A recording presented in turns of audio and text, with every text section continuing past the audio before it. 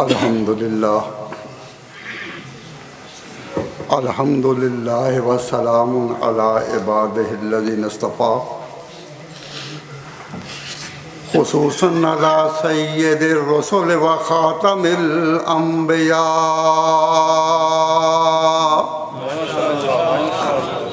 وعلی آلہ الاتقیاء و اصحاب الاصفیاء اما بعد فأعوذ باللہ من الشیطان الرجیم بسم اللہ الرحمن الرحیم کنتم خیر امت اخرجت للناس صدق اللہ مولانا العظیم قال النبی صلی اللہ علیہ وسلم لا يبقى على ظاهر الارض بيت مدر ولا وبر الا ادخله الله كلمة الاسلام او كما قال النبي صلی اللہ علیہ وسلم۔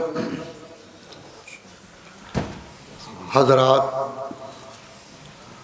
علماء کرام واجب الاحترام، بزرگان قوم، سامعین عزیز، دوستوں اور بھائیوں، ابھی اسٹیٹ سیکرٹری کی طرف سے یہ جو اعلان ہوا کہ یہ پہلی نشست ہے اور اس کا خاتمہ ہے اور دوسری نشست شروع ہونے والی ہے، اس میں دبے لفظوں میں مجھے اشارہ دیا گیا ہے کہ جلدی ختم کرنا، دوسری نشست شروع ہونے والی ہے۔ میں اگر اس بات کو سامنے نہ لائیں اور ایک دفعہ شروع کر دوں اور پھر خیال ہی نہ کروں تو لوگ کہیں گے کہ جس کو کرسی ملتی ہے جلدی چھوڑنے کو تیار نہیں ہوتا۔ ایسی بات نہیں۔ اس وقت مجھے صرف 2-4 نصیحتیں کرنی ہیں اور میرا عنوان اس وقت یہ ہے کہ میں آپ حضرات کو اس کا احساس کراؤں کہ آپ کون ہیں۔ میرے بارے میں ان بزرگوں نے، مختلف علماء نے اپنے اپنے بیانات میں اپنے نیک گمان سے بہت کچھ کہا۔ اللہ تعالیٰ ان کے اس اظہار کا صدقہ ہی مجھے اپنے مرضیات میں جگہ دے۔ تاہم میں آپ کی توجہ صرف دلاتا ہوں کہ میرے تعارف کی بجائے آپ آج کانفرنس کی اس نشست میں خود اپنا تعارف کریں۔ Who are you in this country? And on what line you entered this country? آپ اس ملک میں آئے ہیں تو آپ کی حیثیت کیا ہے؟ یاد رکھیے، ہمارے نبی پاک صلی اللہ علیہ وسلم نے فرمایا تھا میرا دین اور میری امت دنیا کے کناروں تک پہنچے گی۔ یہ یورپ کی سرزمین اور برطانیہ یا امریکہ، یورپ کے دوسرے ممالک اتنے فاصلے پر تھے کہ یہاں اسلام کا نام اور امت یہاں تک پہلے نہیں پہنچی تھی۔ آپ کو اللہ تعالیٰ نے اگر ایشیا سے اٹھایا اور ایشیائی ملکوں سے اٹھایا اور یہاں پہنچا دیا تو آپ ہیں کون؟ آپ میری بات پر یقین کریں تو مختصر جملہ کر دیتا ہوں، کہیں تو میں اس پر دلائل بھی دے سکتا ہوں الحمدللہ، لیکن دلائل دینے کے بغیر میں یہ بات عرض کرتا ہوں کہ آپ ان دور افتادہ ممالک میں، یورپ کے ممالک میں، ان نئے ممالک میں آپ اس سرزمین پر حضور کی نبوت کا پیغام ہے۔ آپ آئے اپنے کاموں کے لیے، کچھ پڑھنے کے لیے، کوئی تجارت کے لیے، لیکن اللہ تعالیٰ کے تکوینی نظام میں حضور نے، اللہ تعالیٰ نے حضور کی امت کو دنیا کے کناروں تک پہنچانا تھا۔ اس نے اپنی تکوینی حکمت سے آپ کو یہاں پہنچایا۔ اللہ تعالیٰ کے ہاں خاتم النبیین صلی اللہ علیہ وسلم کی نبوت کے لیے، نبوت کے تعارف کے لیے، اس کے پیغام کے لیے آپ یہاں پہنچے ہیں۔ آپ کی سب سے اہم ڈیوٹی جو ہے وہ یہ کہ آپ جب حضور کی نبوت کا پیغام ہے یہاں، تو آپ حضور کے لیے کیا کر رہے ہیں؟ حضور کی نبوت کے بارے میں آپ نے کبھی سوچا؟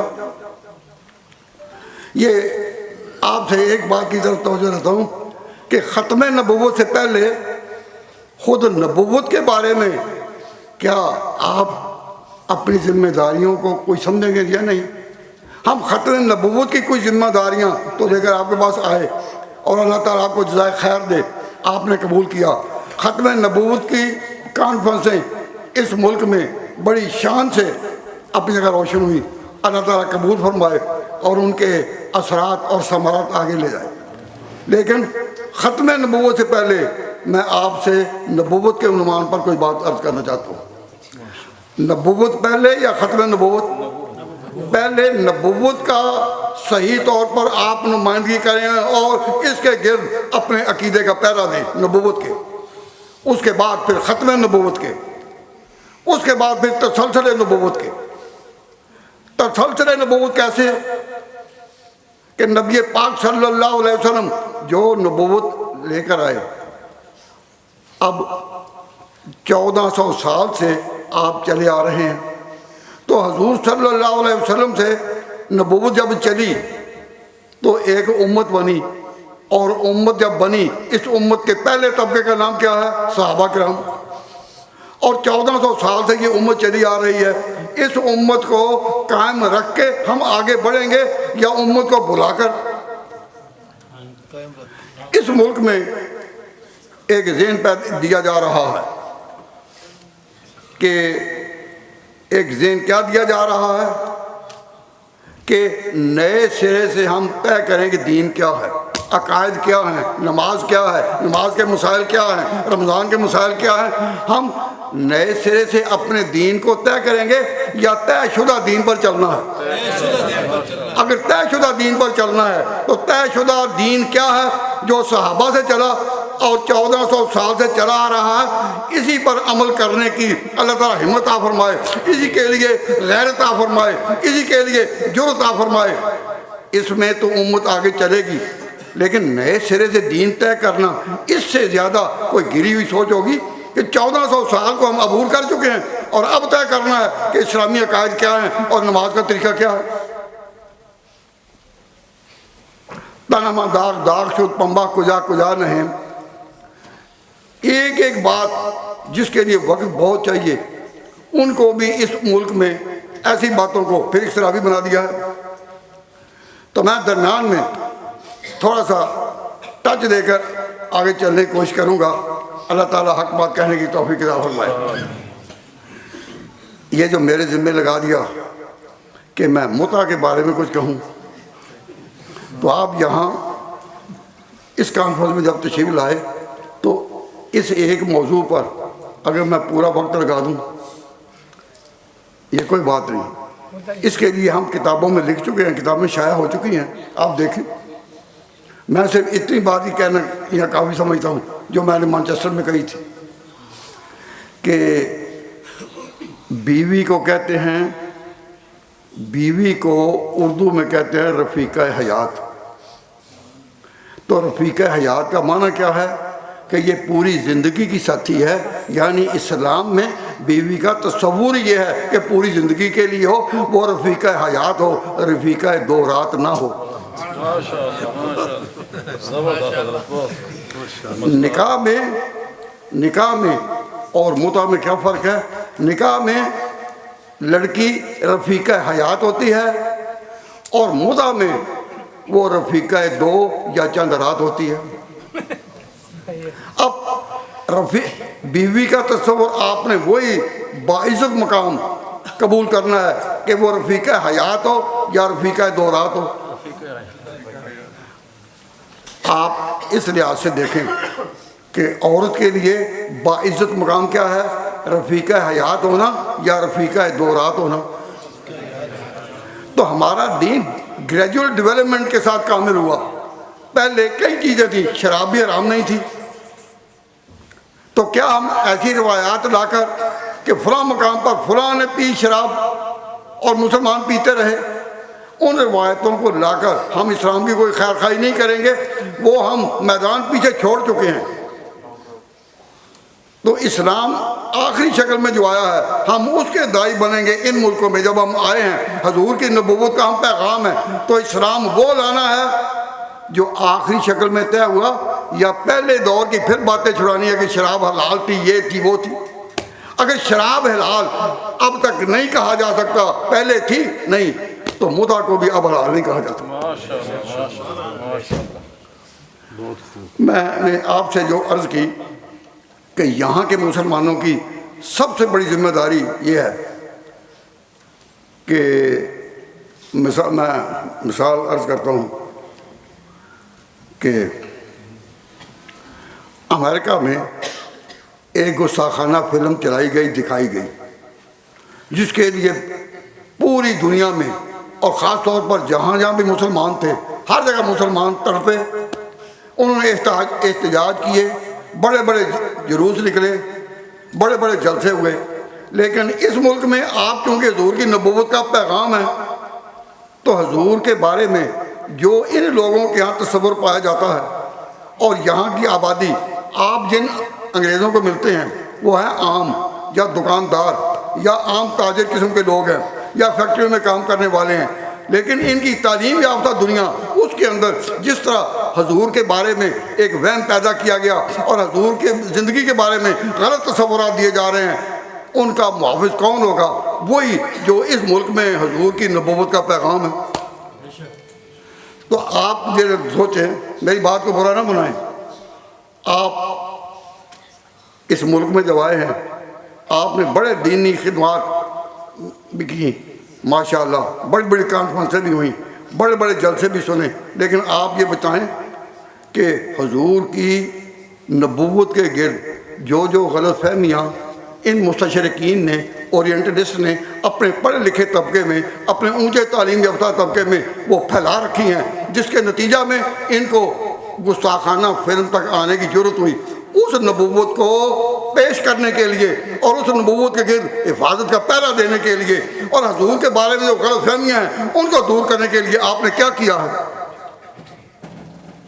بڑے بڑے جلسے ہو جاتے ہیں، آپ تقریریں بھی سنتے ہیں، نعتیں بھی سنتے ہیں، جوش کا اظہار بھی کرتے ہیں، لیکن آقا کی نبوت کی عزت کے لیے اور اس کی عصمت کے گرد آپ نے پہرا دینے کے لیے اپنی بصیرت کہاں تک روشن کی ہے، اور آپ نے ان پڑھے لکھے لوگوں تک چیلنج کرنے کے لیے ان کے کن سوالوں کا جواب دیا ہے؟ پہلے ہم اپنے آدمیوں کے ذہن میں وہ خیالات اتاریں، پھر ہم ان کے پڑھے لکھے لوگوں کے ذہن تک پہنچیں اور ان کے ذہن کو بدلنے کی کوشش کریں، تو آپ کا یہاں آنا حضور کی امت کا، حضور کی نبوت کا پیغام ہوگا، اور انشاءاللہ یہ داخلہ اسلام ہوگا اس ملک میں۔ میں ایک چھوٹی سی مثال عرض کرتا ہوں، بات لمبی نہیں ہو، مجھے پریشانی اس بات کی ہوتی ہے کہ میرے خیال میں 20 عنوان ایسے ہیں جن کا ڈائریکٹ تعلق حضور کی نبوت کے ساتھ ہے، اور اس ملک میں ان 20 سوالوں کے چرچے ان کے پڑھے لکھے طبقے میں اور مستشرقین میں ہوتے ہیں، اور جو اونچے درجے کے لوگ ہیں جو کہ نظام کو سنبھالتے ہیں، حکومت کو سنبھالتے ہیں، ان کے ذہن ان الزامات کے بارے میں متاثر ہیں۔ ہم اسے دھونا چاہتے ہیں اور نہایت آسان اور سادہ لفظوں میں حضور صلی اللہ علیہ وسلم کی نبوت کے گرد اپنی ذمہ داری کا احساس لے کر ہم آپ کے حاضر ہوتے تھے۔ ایک چھوٹی سی بات کہتا ہوں، بھائی میری بات سمجھ آ رہی ہے نا؟ میری بات سے ناراض نہیں ہونا، کیوں؟ پہلے آپ نے بڑی میٹھی باتیں سنی، اور مجھ سے آپ کڑوی سنیں گے تو بعد میں کہیں گے یہ کیوں کہا، یہ کیوں کہا۔ اوروں کا ہے پیام اور میرا پیام اور ہے، عشق درد مند کا طرز کلام اور ہے۔ حضرات، ایک تھا تو ایک واقعہ، لیکن اس کو خلاصے کے طور پر عرض کرتا ہوں کہ میں مانچسٹر میں ایک ہسپتال میں ایک مریض کی عیادت کے لیے گیا، تو وہاں اتفاق سے ایک بہت بڑا پادری جس کو کہتے ہیں بشپ، جس کا میرے ساتھ تعارف تھا، وہ بھی آیا ہوا تھا اپنے کسی کام کے لیے. تو اس نے مجھے دیکھ کر کہا ہمارے ہسپتالوں پر نظر کریں، یہ کتنے صاف اور ستھرے، کتنے ویل ارینجڈ، کتنا اچھا نظام ہے یہاں، اور ڈاکٹرز کا اور نرسز کا کتنا اچھا انتظام ہے. اور ٹھیک ہے، کہنا پڑتا ہے کہ واقعی انہوں نے انسان کی خدمت کرنے کے لیے ہسپتالوں میں ہر ضرورت پوری کی ہے. تو وہ ان کا عقیدہ دوسرا ہو، لیکن کسی قوم کی خدمات کو اور ان کے احساسات کو اس طرح دیکھنا اور اقرار کرنا کوئی عیب نہیں ہے، ہم تسلیم کرتے ہیں. تو میں نے کہا یہ بہت اچھا ہے. تو بشپ صاحب بولے یہ معلوم ہے کیوں کہ ہمارے پیغمبر در مجل سے کہ یاراں شربے مدام کردن چوں نوبت بماشد آتش بجام کردن، کہ حضرت عیسیٰ علیہ السلام جن کے نام پر ہماری قوم کرسچین کہلاتی ہے، ان کو پورا نام تھا جیسس کرائسٹ. تو جیسس کرائسٹ کے نام پر ہماری قوم جو ہے وہ کرسچین کہلاتی ہے.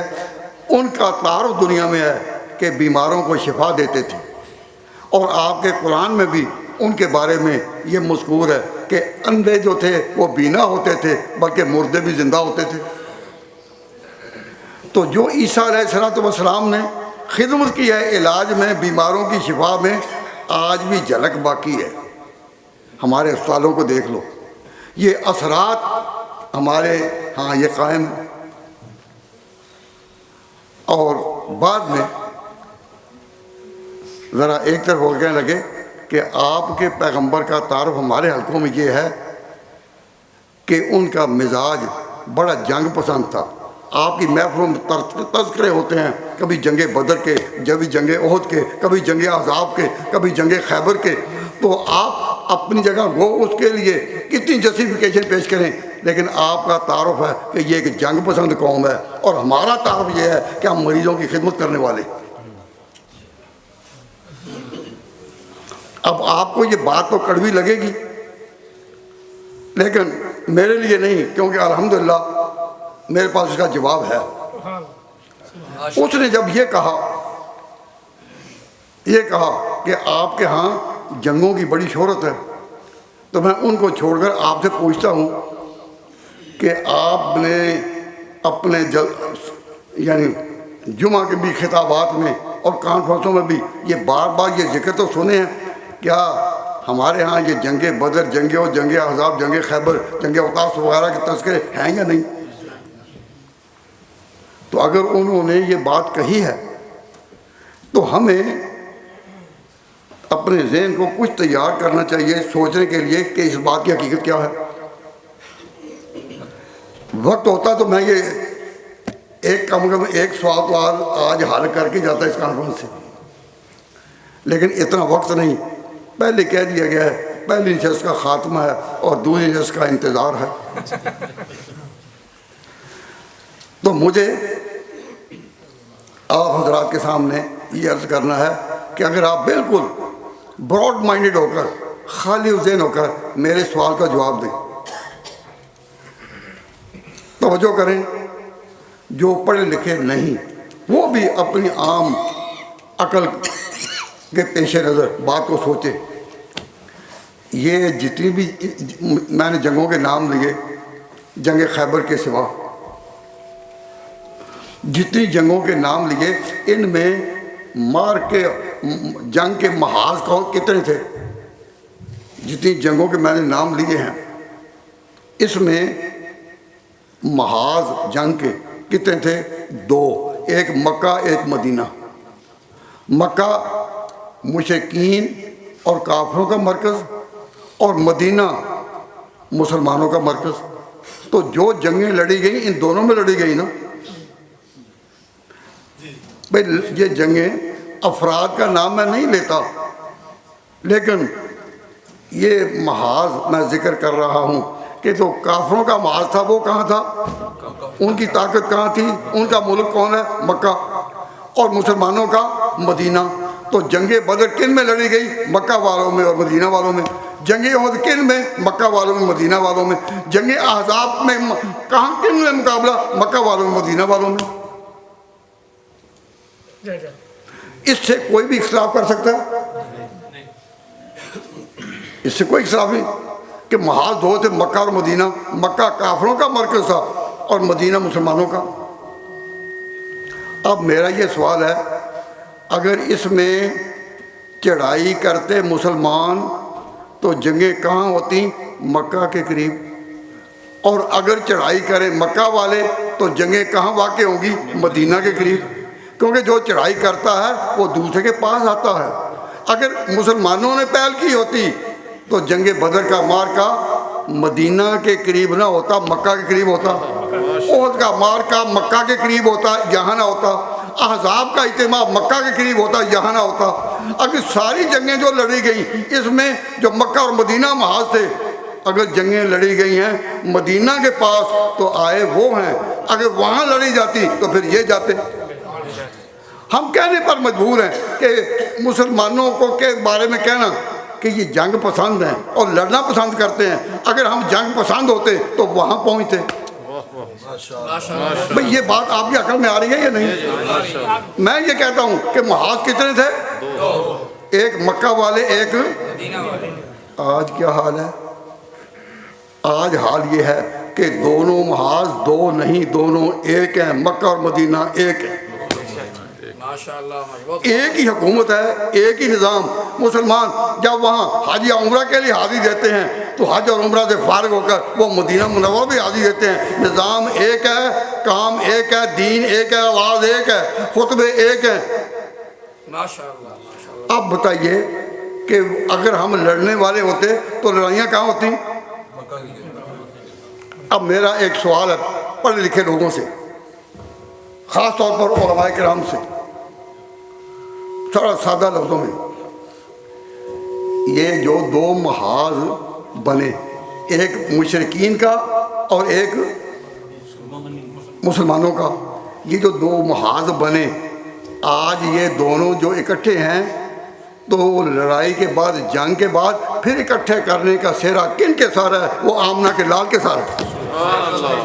آپ جو کہتے ہیں کہ حضور کا مزاج جنگ کا تھا، میں اس شبے کو کاٹنا چاہتا ہوں۔ سنیے، مکہ اور مدینہ میں محاذ آرائی ہو چکی تھی، بڑی بڑی جنگیں لڑی جا چکی تھیں، قدرت کا فیصلہ بھی سامنے آ چکا تھا، اور یہ ساری باتیں ہو رہی ہیں عرب میں، حجاز میں۔ اللہ تبارک و تعالیٰ جل شانہ نے حضور کو ایک خواب دکھایا، ایک خواب کا اثر تھا۔ خواب دکھایا کیا؟ کہ مسلمان صحابہ کرام مسجد حرام میں، یعنی مکہ کی بڑی جو مسجد ہے کعبہ، اس میں داخل ہو رہے ہیں۔ جب آپ نے وہ خواب سنایا تو وہ مسلمان جو مکہ سے آئے تھے، ان کے دل چاہتے تھے کہ ہم اپنے مکہ میں پھر کبھی داخل ہوں گے۔ جب وہ کافروں کا مرکز بن گیا، مشرکین کا مرکز بن گیا، اور بڑی بڑی جنگیں لڑی گئیں، اور ان کے کئی مقتولین کا خون جو ہے ان کے احساس کے مطابق مسلمانوں کے ساتھ ہے، تو کیا ہمیں پھر مکہ جانا نصیب ہوگا؟ جب حضور نے اپنا خواب سنایا، انہوں نے حضور سے عرض کی کہ حضور، جب اللہ نے اشارہ دے دیا، کیوں؟ پیغمبر کا خواب تو وہی ہوتا ہے۔ جب اللہ تعالیٰ نے فرما دیا ہے کیا؟ لَقَدْ صَدَقَ اللَّهُ رَسُولَهُ الرُّؤْيَا بِالْحَقِّ لَتَدْخُلُنَّ الْمَسْجِدَ الْحَرَامَ إِنْ شَاءَ اللَّهُ آمِنِينَ مُحَلِّقِينَ رُؤُوسَكُمْ وَمُقَصِّرِينَ لَا تَخَافُونَ۔ تم اس طرح مکہ میں داخل ہو گئے کہ تمہیں پھر ڈر نہیں ہوگا کسی کا۔ اللہ تعالیٰ نے عالم تکوین میں مکے کا دروازہ تمہارے لیے کھول دیا ہے۔ تم جو مکہ سے جو نکلے تھے، تم نے اپنے محاذ پر، مدینہ کے محاذ پر پوری وفا سے خدائی احکام کے حفاظت کا پہرا دیا۔ اب اللہ تبارک و تعالیٰ تمہیں وہاں، پہلے وہ آتے رہے، اب تمہیں اللہ وہاں لے جائے گا، لیکن کس طرح لے جائے گا؟ لڑائی کے ساتھ نہیں۔ تم یہاں آئے لڑائی کے ساتھ، اب یہ مسلمان وہاں پہنچیں گے کس طرح؟ امن کے ساتھ۔ اور مسلمانوں میں ایک 3-4 نام تو آپ نے 3 نام تو جنگ بدر، جنگ احد، جنگ احزاب وغیرہ، یہ تو آپ نے سنے نام. اب میں یہ ہیں جنگ جنگ جنگ، احد بدر فلاں جنگ. اب سن، آمنہ کے لال کو اللہ تعالیٰ نے جب وہاں بھیجا، اشارہ ایسا کر دیا، صحابہ نے کہا حضور اسی سال چلیں. حضور نے یہ تو نہیں کہا تھا کہ اسی سال تمہارا داخلہ ہوگا. حضور نے تو اتنی بات کہی تھی تم داخل ہوگے. اللہ کے علم میں تھا کہ کب داخل ہوں گے، وہ وقت ابھی آنے والا تھا. لیکن صحابہ نے شوق اور محبت میں کہ ابھی چلیں ابھی چلیں. تو حضور کو وہ پتہ تھا کہ ابھی خدا نے مقرر نہیں کیا کب ہوگا. اس بات کا علم کہ آگے کیا ہوگا یہ نہیں تھا. کوئی یہ نہ کہے کہ جی یہ بے ادبی کر رہے ہیں کہ علم نہیں تھا. علم غیب نہیں. اللہ تبارک و تعالیٰ جل شانہ جس غیب کو کھول دیں، پردہ اٹھائیں، ان کو اطلاع ہو جاتی ہے. لیکن ہر چیز کو جاننا اگر ہو تو پوری تاریخ ہی بدل جائے گی. حضور اکرم صلی اللہ علیہ وسلم ان کو لے کر چلے تو آگے یہ مارکا پیش آیا. وہ نام جانتے ہیں، اس کا نام ہے صلح حدیبیہ. کیا نام ہے؟ تو ہم جنگ والے ہیں یا صلح والے؟ اور اگر ہم جنگ والے ہوتے تو یہ جنگیں لڑی جاتی مدینہ کے قریب، نہیں مکہ کے قریب. اگر لڑی گئی مدینہ کے قریب تو ہم جنگ والے نہیں. مکہ کے قریب جب ہم پہنچے تو ہمارا پہلا عنوان ہے صلح حدیبیہ. ہم صلح والے ہیں یا جنگ والے؟ اگر آپ اس بات کو اس ذہن سے لیں کہ تمام جنگیں جو ہوئیں ان پر نظر کریں اور صلح کے جتنے بھی ادائیں ہوئیں اور صلح کے جتنے بھی اسباق سامنے آئے وہ سارے کے سارے مسلمانوں کے سارے. اب آپ بتائیں، میں نے یہ جو پروپیگنڈا ہے کہ مسلمان جنگجو ہیں یا جنگ پسند ہیں، میں نے یہ دلیل کے ساتھ بات توڑی ہے یا جذبات میں؟ میں نے کچھ جانبدارانہ بات تو نہیں کہ آپ سب کو پتہ ہے کہ سارے مار کے مدینہ کے قریب ہوئے اور حضور جب وہاں پہنچے تو ہمارا مکہ کے قریب جانے کا یا ان علاقوں میں جانے کا پہلا عنوان ہے صلح حدیبیہ. ہم صلح والے ہیں یا جنگ والے؟ اب یہ ایک میں نے مثال دی ہے. اس طرح کے تقریباً 20 کے قریب اور عنوان ہیں جس میں ہم حضور کی سیرت کہ جو کچھ تم حضور کے بارے میں کہتے ہو وہ بات نہیں بلکہ یہ ہے. تو اس پر مسلمانوں کو لانا تو نبوت پر آپ اپنے آدمیوں کو قائم کریں گے تو پھر ختم نبوت کی خدمات بھی ہوں گی. اور آپ ذرا غور کریں کہ نبی پاک صلی اللہ علیہ وسلم کے بارے میں جو بدگمانیاں اس ملک میں ہیں ان کو دور کرنے کے لیے آپ کی کتنی کانفرنسیں ہوتی ہیں. ہم اس کے لیے کوئی فکر ہی نہیں کر سکے. تو میں بات یہ عرض کر دوں کہ آپ ہیں کون؟ اس کا جواب ہے ہم ان ممالک میں حضور کی نبوت کا پیغام ہے. حضور نے جو فرمایا تھا کہ میری امت دنیا کے کنارے تک پہنچے گی، آپ پہنچے ہیں یا نہیں؟ حضور کی بات پوری ہوئی ہے یا نہیں؟ اب ہم دوسرا عنوان اپنا یہ سمجھتے ہیں کہ حضور اکرم صلی اللہ علیہ وسلم کی جو نبوت ہے وہ کبھی ختم ہونے والی نہیں. حضور کی نبوت کبھی ختم ہونے والی نہیں. تو حضور کی نبوت قیامت تک جاری اور قائم ہے. جب پہلی نبوت ختم ہی نہ ہو تو نئے نبی کا انتظار کیوں؟ پہلی نبوت جب ختم ہی نہ ہو تو پھر کسی کی ضرورت پڑتی ہے؟ افلت شموس الاولین و شمس اللہ، پہلوں کے سورج سب غروب ہو چکے اور خاتم النبیین کی نبوت کا سورج کبھی غروب نہیں ہوگا.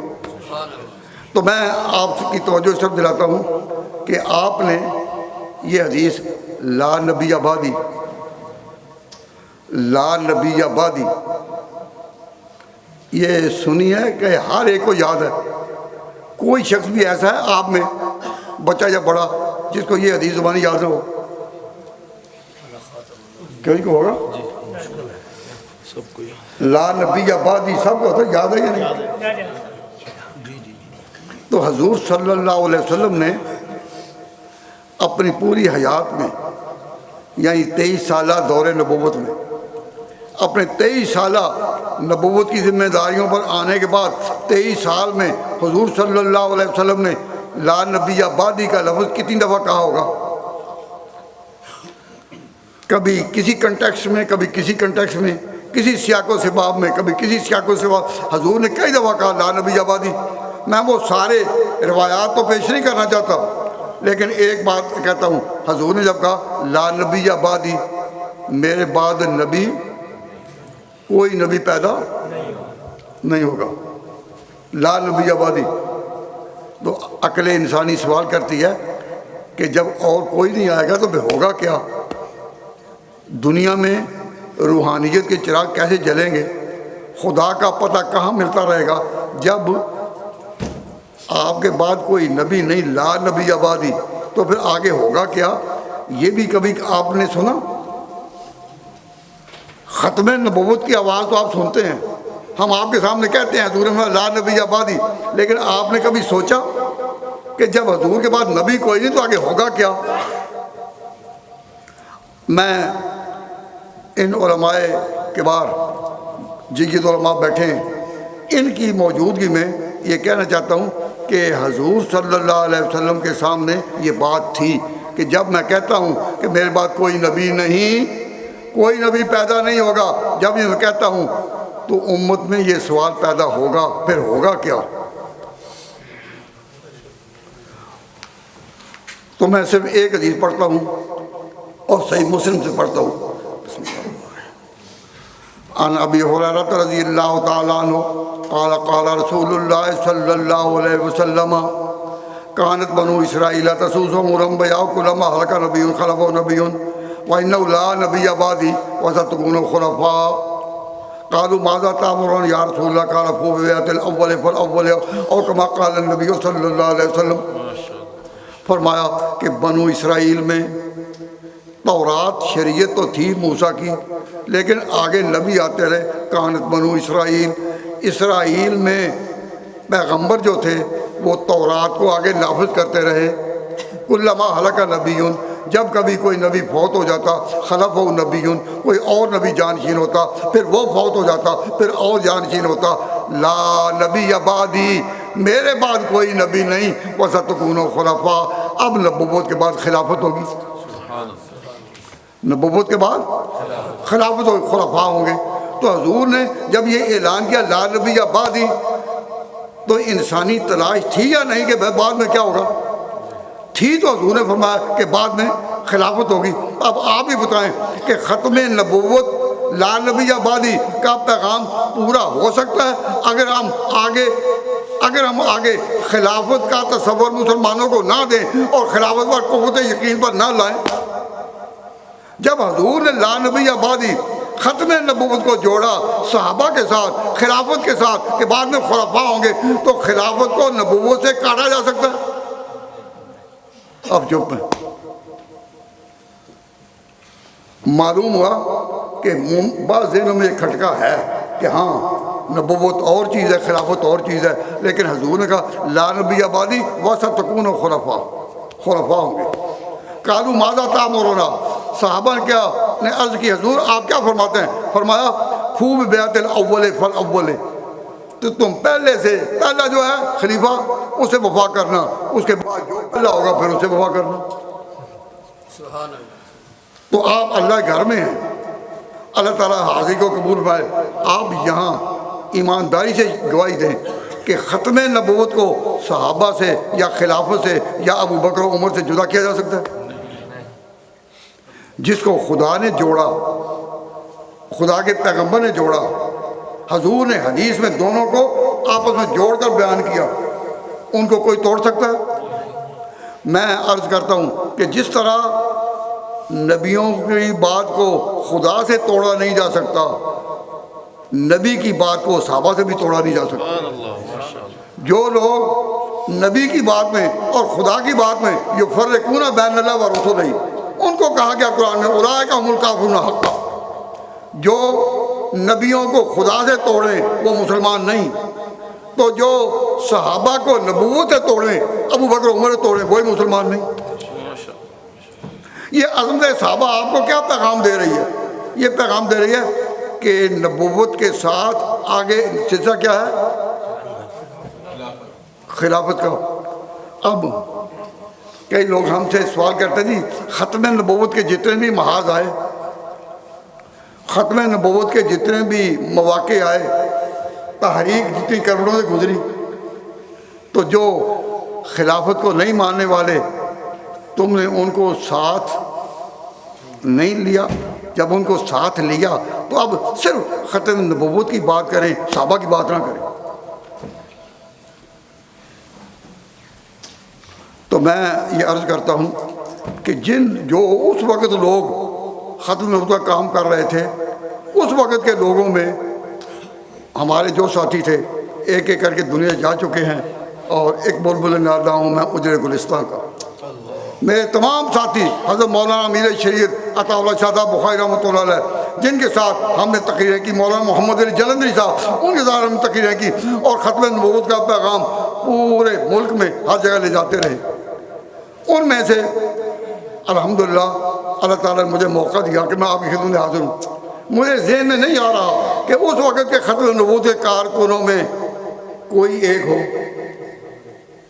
حضرت مولانا خان محمد صاحب قدس اللہ سرہ العزیز یہ آخری تھے اس قافلے میں سے۔ ان کے جانے کے بعد مجھے ہر طرف ختم نبوت کے مسئلے کو سمجھنے کے لیے اندھیرا ہی نظر آ رہا ہے۔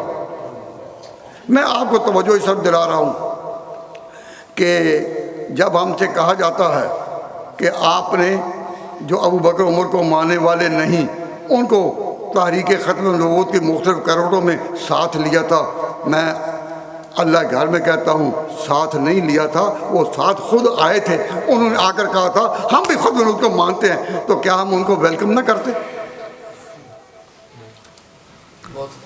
آپ ان سے جا کر پوچھیں کہ تم ان کے کہنے پر آئے تھے، مولانا طاولہ شاہ بخاری کے کہنے پر آئے تھے، یا اس آواز سے آئے تھے کہ ہمارا بھی یہ عقیدہ ہے ہم بھی آتے ہیں؟ تو جو خود ہی آئے تو اس کے لیے دروازہ بند کیا جا سکتا ہے؟ تو آپ بتائیں ہمارے بزرگوں نے خود انہیں لیا تھا یا وہ خود آئے تھے؟ بتائیں۔ خود آئے تھے۔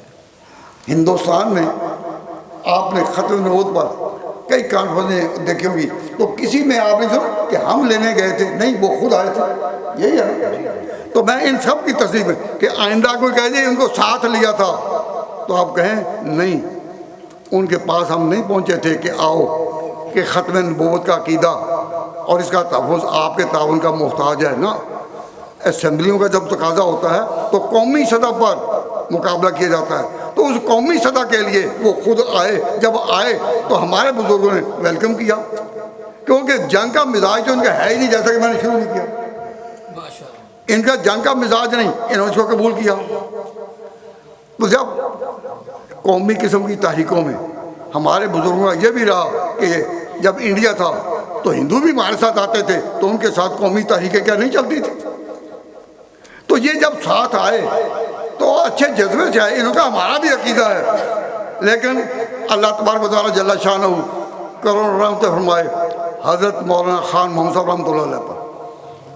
وہ نقش بندی تھے، اور نقش بندی سلسلے میں ناقدین صحابہ کے لیے کوئی رعایت نہیں تھی۔ ہندوستان میں جب مغلیہ خاندان کی حکومت تھی تو جہانگیر کے زمانے میں امام ربانی مجدد الثانی سندھی بزرگ تھے، وہ اٹھے اور انہوں نے ان پر تنقید کرتے ہوئے ایک دستاویز پیش کی، وہ اہل علم سے مخفی نہیں۔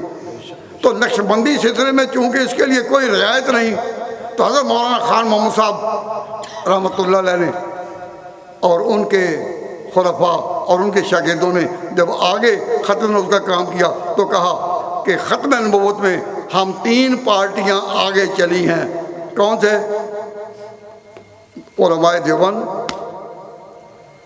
بریلوی حضرات، اہل حدیث حضرات، تو 3۔ انہوں نے چوتھے کا نام لے کر نہیں کہا۔ تو اب آپ سے میں پوچھتا ہوں، آپ مولانا خان محمد صاحب کے ساتھ ہیں یا ان کے ساتھ جو کہتے ہیں کہ نہیں ناقدین صحابہ کو ہم نے ساتھ لیا اور لینا ہے؟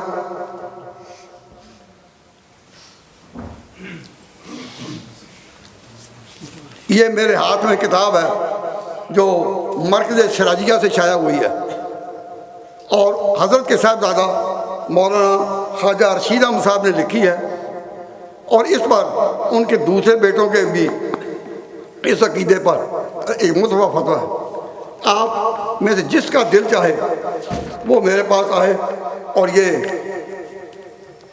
پہلے صفحے میں اس کا نام ہے ترتیب عنوانات، کہ یہ ختم نبوت کی محنت میں کون لوگ چلے۔ پہلا، قادیانیوں سے مکمل بائیکاٹ پر دیوبندی مکتب فکر کا موقف، قادیانیوں سے مکمل بائیکاٹ پر بریلوی مکتب فکر کا موقف، قادیانیوں سے مکمل بائیکاٹ پر اہل حدیث مکتب فکر کا موقف۔ بس 3 کے بعد چوتھا آپ کو کوئی مذہبی فرقہ نظر نہیں آ رہا۔ ماشاءاللہ ماشاءاللہ۔ صلاح عام ہے یاران نقطہ داں کے لیے۔ خدا میں آپ سے کہتا ہوں انصاف کو آواز دو، آپ اللہ گھر میں ہیں۔ مولانا خان محمد صاحب رحمۃ اللہ علیہ اس دور میں ختم نبوت کے امیر تھے، اور انہوں نے بڑے خلوص کے ساتھ ختم نبوت کے اسٹیج کو سنبھالا۔ انہوں نے اور ان کے صاحبزادگان نے جو ختم نبوت یہ قادیانیوں کے مکمل بائیکاٹ پر مطلع فتویٰ یہ جو شائع کیا، اس میں دینی جماعتوں میں صرف 3 آوازیں ہیں، چوتھی کہاں ہے؟ خدا را دکھاؤ۔ پھر اس آواز کو ہم کیسے برداشت کریں کہ جی ہمیں؟ اور پھر جو حضرات اس وقت ساتھ آئے تھے، وہ ناقدین صحابہ تھے، جب آئے اور کہا کہ ختم ہو گیا، ہم بھی قائل ہیں۔ ہم کیا کہتے کہ تم قائل نہیں ہو؟ تو اب آپ سے پوچھتا ہوں کہ ہم گئے یا وہ آئے؟ تو ہم چونکہ جنگ پسند ہے ہی نہیں، جو بھی مشترکہ کام کے لیے آ جائے ہم لبیک کہتے ہیں۔ ہم اس مسئلے میں ان کی مخالف نہیں، لیکن اب یہ آواز دے جائیں کہ وہ ساتھ لے کر چلے تھے۔ یہ مولانا خان محمد صاحب رحمۃ اللہ علیہ کے اس موقف کی خود ہی تردید ہے، اور ہم مولانا خان محمد صاحب کی بات کو کہیں گرنے نہیں دیں گے انشاءاللہ۔ میں الحمدللہ ان کا یہ جو عقیدہ ہے، میں ان کی آواز ہوں۔ کس طرح کہ جب لکھا جائے نا مختصر طور پر نام مولانا خان محمد کا، تو کس آتا ہے؟ خان اور محمد کی میم، اور میم، خان محمد۔ اور میں بھی جب اپنا نام مختصر کر کے لکھتا ہوں خالد محمود، اور اور میم، اور جو حضرات میرے ان کے تعلقات کو جانتے ہیں، تقریباً ہمارا 40 سال 50 سال سے ان کے ساتھ بالکل قریب کا تعلق رہا ہے۔ کئی دفعہ وہ ہمارے گھر پر لاہور میں بہت تشریف فرما لائے ہوئے، میں وہاں جاتا رہا، تو میرا بڑا تعلق رہا ہے۔ تو میں کہتا ہوں کہ مولانا خان محمد صاحب رحمۃ اللہ علیہ ان کی طرف سے یہ جو ختم نبوت کے عنوانات ہیں کہ موقف کتنوں نے پیش کیا؟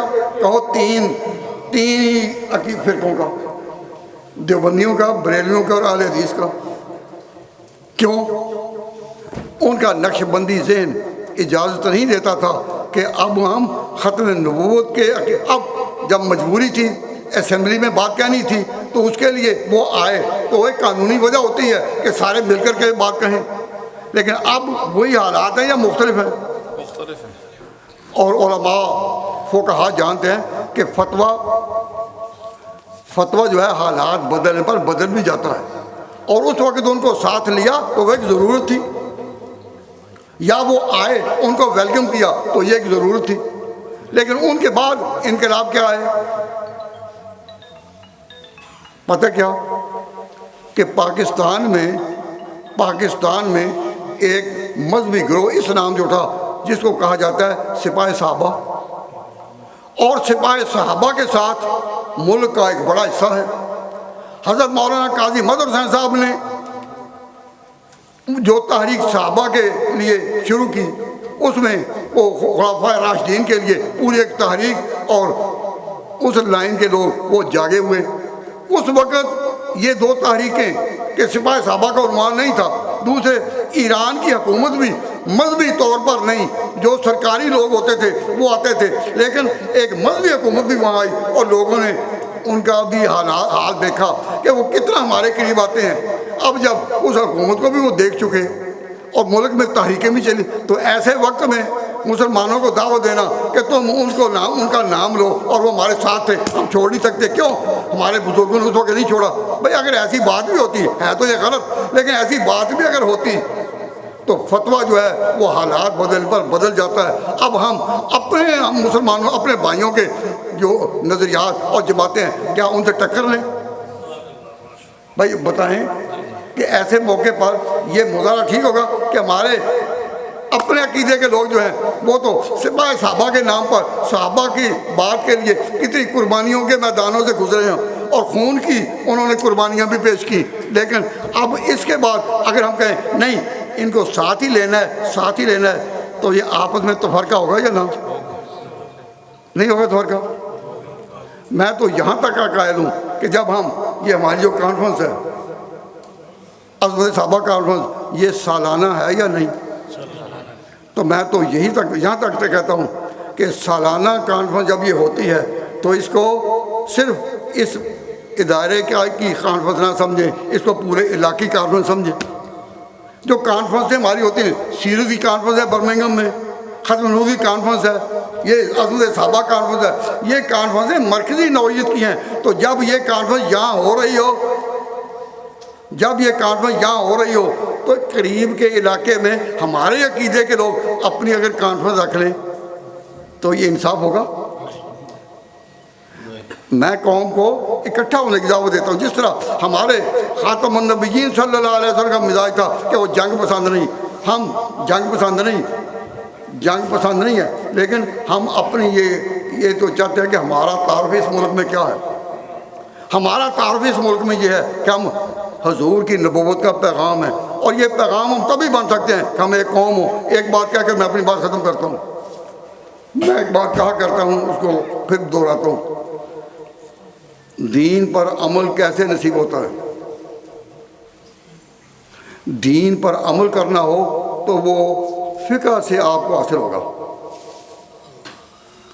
دین زندگی میں آتا ہے فقہ سے، اور قوم بنتی ہے تاریخ سے. دینی زندگی بنتی ہے فقہ سے. آج بھی جو لوگ عملی طور پر دین میں آئیں تو بیشی زیور کو دیکھ کر، حضرت مفتی کفایت اللہ صاحب کی کتاب تعلیمات اسلام کو دیکھ کر اسلام میں شروع ہو جاتے ہیں. تو دین زندگی میں آتا ہے فقہ سے، اور قوم بنتی ہے تاریخ سے. اس سے آپ میں سے کسی کا اختلاف ہے؟ بھئی دین تاریخ سے بنتی ہے نہیں؟ جو کہتے ہیں کہ دین کہ تاریخ دین کہ ہمارا جو تاریخ ہے وہ دین سے بنتی ہے، ہاتھ کھڑا کریں. بھئی قوم جو بنے گی، تاریخ جو ہے وہ کس سے بنتی ہے؟ تاریخ سے. تو آپ کی تاریخ کہاں سے شروع ہوئی؟ کہو ابو بکر عمر سے. آپ کی تاریخ کہاں سے شروع ہوئی؟ حضرت ابو بکر عمر سے. وہ ہماری جو تاریخ ہے وہ پہلے اس کشتی کے کھیونار، اس وقت سے لے کر ہم 1400 سال تک اور 15ویں صدی میں ہم داخل ہو کر جو آگے بڑھ رہے ہیں. آپ پچھلی قوم کو بطور قوم کے مانتے ہیں یا نہیں؟ کیوں بھائی؟ اب بطور قوم کے اپنے آپ کو مانتے ہیں نا. تو جب ہم ایک قوم ہیں تو ہم نے 1400 سال کی ہماری جو قومی زندگی ہے اس کے گرد حفاظت کا پہرا دینا ہے. ہم کوئی اندھیرے کی پیداوار نہیں ہے. ہماری 1400 سال کی تاریخ روشن ہے یا نہیں؟ تو ہم نے اس قوم کو قائم رکھنا ہے. اب صحابہ کی عظمت کو بھی قائم رکھنا ہے، اور تابعین کی عظمت کو بھی قائم رکھنا ہے، ائمہ دین کی محنت کو بھی قائم رکھنا ہے، مجتہدین کی محنت کو قائم رکھنا ہے، محدثین کی محنت کو بھی قائم رکھنا ہے. اور 1400 سال کی جو ہماری قومی زندگی ہے ہم نے اس کو اب سنبھالنا ہے یا نہیں؟ آج نہیں کل مجھے اپنے حافظ ممتاز الحق صاحب نے لندن سے فون کیا کہ یہاں ایک تحریک چل رہی ہے کہ حضور کے تحریک کیا چل رہی ہے کہ بعض مضامین کے لیے کچھ لوگ انگلش رائٹر کے طور پر آگے آئے ہیں کہ یہ جو کتابوں میں سیاستہ میں حدیث کتابوں میں یہ آتا ہے کہ جی یہ اس عملے میں اس مسئلے میں حضرت ابو بکر کی رائے یہ تھی، علی کی رائے یہ ہے، عبد الرحمن بن عوف کی یہ ہے، امیر معاویہ یہ ہے. یہ جو اختلافات ہیں ان سے ہٹ کر نبی کی باتیں جو ہیں ان پر قوم کو جمع کیا جائے. میں حیران ہو گیا کہ اب 1400 سال کے بعد صحابہ کو نبی سے کاٹنے کے لیے یہ عنوان اختیار کرنا کہ صحابہ کی باتوں سے ہٹ کر صرف نبی کا دین کیا ہے، نبی کا مذہب کیا ہے، یہ جو کہا جاتا ہے کہ معاذ بن جبل کا مذہب اس مسئلے میں یہ ہے، فلاں کا مذہب اس مسئلے میں یہ ہے، ان کو چھوڑ کر آؤ کہ نبی کا مذہب کیا ہے۔ تو آپ بتائیں کہ اگر صحابہ کے مسلک کو، صحابہ کے مذاہب کو، صحابہ کے طریقوں کو نبی سے کاٹ دیا جائے تو اس میں ناکامی کس کی ہوگی؟ اللہ تعالیٰ معاف فرمائے، ناکامی کس کی ہوگی؟ حضور کی، کہ حضور اپنے صحابہ کو اپنے نقش قدم پر نہیں چلا سکے۔